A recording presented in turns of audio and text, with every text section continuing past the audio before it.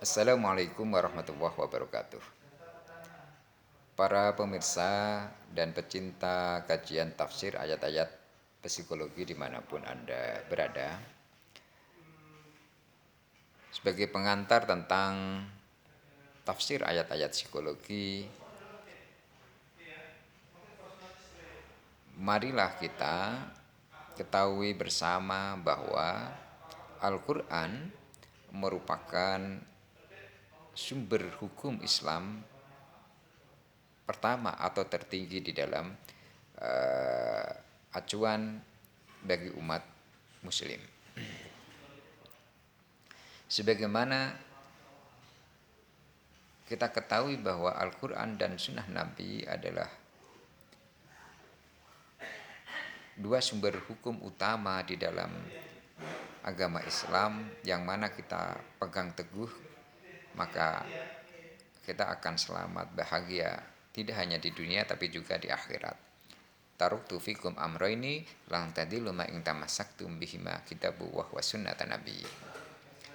Al-Quran itu sendiri adalah ya kalamullah al-munazzalu ala Muhammadin sallallahu alaihi wasallam bi mutawatir al-muta'abbadu bitilawati. Al-Quran adalah kalamullah, firman Allah yang diturunkan kepada Rasulullah sallallahu alaihi wasallam secara mutawatir, diawali dengan Al-Fatihah, diakhiri dengan surat An-Nas, dan manakala dibaca akan bernilai ibadah.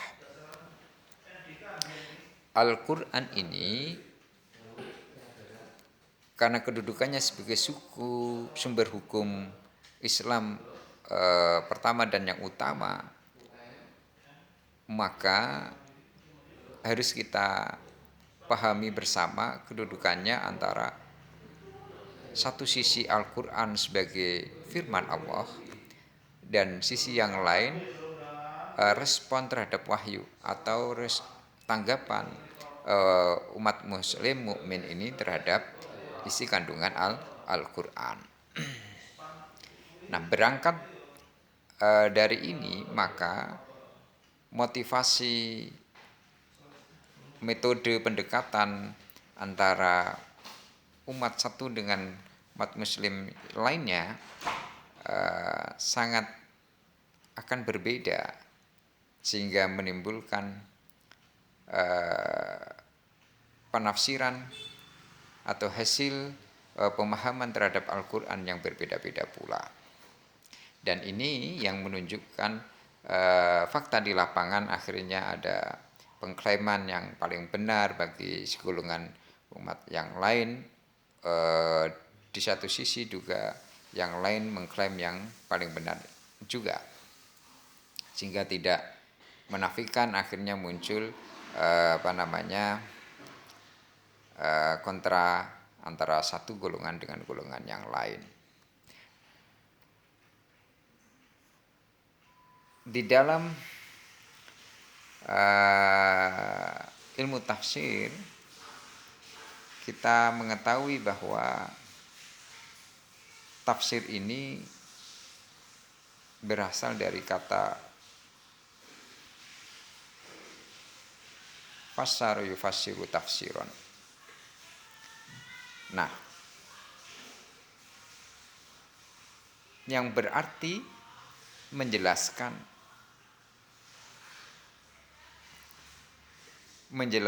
akan kandungan makna ayat yang terdapat di dalam Al-Quran. Al-Jurjani, terus Ibnu Katsir dan yang lainnya, Jamakhsyari, mendefinisikan istilah tafsir agak berbeda-beda dari sudut pandang masing-masing, tetapi pada intinya adalah bersepakat tentang tafsir adalah menjelaskan isi kandungan makna ayat Al-Quran untuk diambil hikmahnya berdasarkan histori dan asbabun nuzulnya. Nah, berangkat dari ini juga bahwa metode penafsiran di dalam Al-Quran secara garis besar ada dua, yakni tafsir bil maksur dan tafsir bil ra'yi. Yang dimaksud dengan tafsir bil maksur adalah penafsiran yang sahih berangkat dari nas-nas Al-Quran maupun sunnah Nabi dan pendapat para sahabat atau penafsiran dari tabi'in berdasarkan informasi dari para sahabat. Ini yang penafsiran sahih atau yang diperbolehkan. Sedangkan penafsiran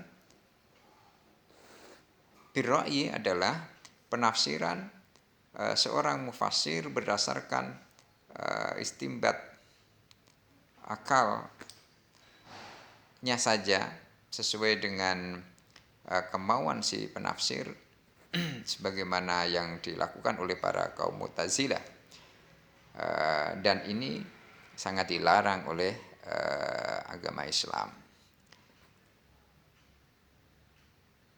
Selanjutnya, dalam pendekatannya ada 4 pendekatan atau metode penafsiran.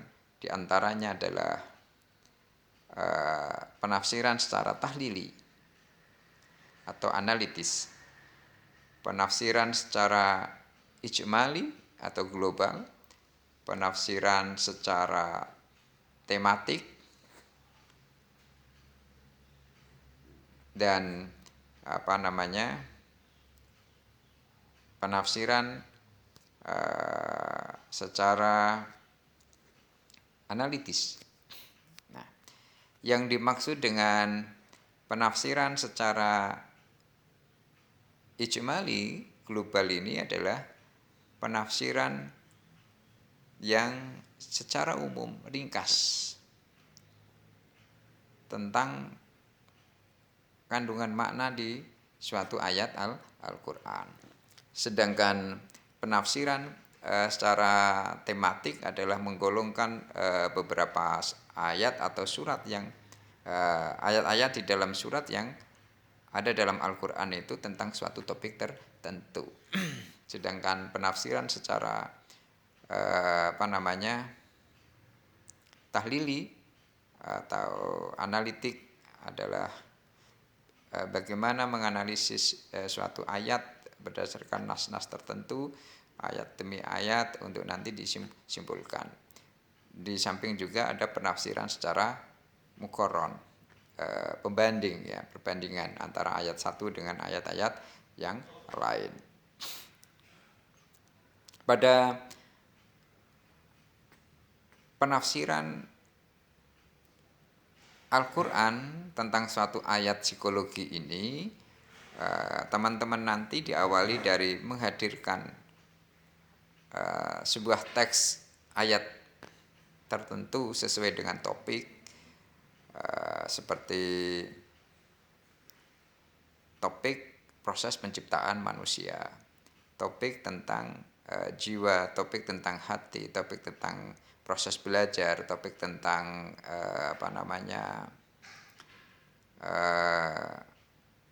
pertumbuhan dan perkembangan, dan yang lainnya. Setelah teks Al-Qur'annya baru disusun mufradatnya dan terjemahannya dilanjutkan dengan kandungan makna dari suatu ayat tertentu untuk dikontekstualkan berdasarkan historis dan asbabun nuzulnya, serta nanti ditutup dengan kesimpulan dengan menyertakan daftar pustaka dari beberapa literatur buku dan terutama kitab-kitab yang relevan. Saya kira itu yang bisa saya sampaikan untuk dipedomani di dalam penyusunan mata kuliah tafsir ayat-ayat psikologi. Akhirul kalam, wassalamualaikum warahmatullahi wabarakatuh.